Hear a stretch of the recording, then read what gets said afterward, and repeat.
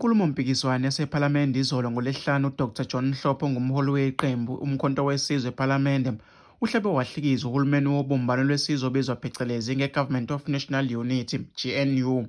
Uchazele i-GNU eholwe i-ANC njengento eyimfeketho. Uthi i-ANC ithatha isinqumo sokwakha lo hulumeni wobumbano ngoba isixakekile emva kokwehluleka ukunqoba ukhetho ngamalengiso.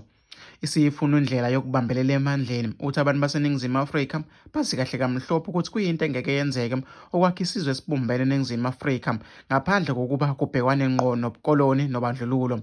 UDkt Mhlophe ubuza uRamaphosa ukuthi mlingo muni anethemba lokuthi angawusebenzisa ukwakha ubumbano phakathi kwabacindezeli nababayizisulu zencindezelo.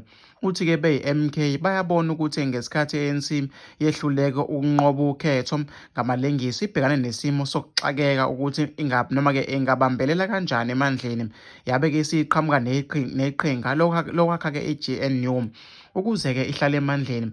Uthe-ke uhulumeni wobumbano noma-ke kawakhiwa kungekho simo-ke senhlekelele kuphela. Uma kunesimo-ke senhlekelele, uthi ngo-1994 kwakhiwa kuhulumeni wobumbano ngoba-ke kwakunesimo senhlekelele, izwe-ke laliphuma ngaphansi kukahulumeni wobandlululo.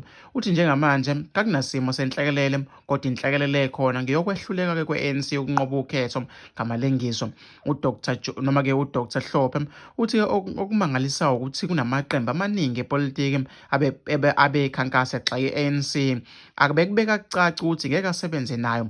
Uthi kodwa kuthe mangabe lawo maqembu esenikwa izikhundla ajika-ke ayithandi i-ANC. uDkt Mhlophe uthi-ke MK Party yavalelwa ngaphandle futhi kanqatshelwa ukubamba-ke iqhaza kule GNU yabadayisi ngoba-ke kayihambisani ne-ANC ne-DA ezintweni-ke eziningi.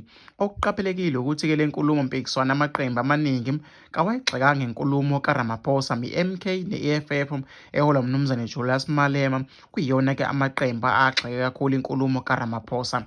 Mina-ke ngane kwethu ufisa ukuthi ngizwe uvo lwakho nombono wakho uthi wena cabangani-ke ngalolu daba.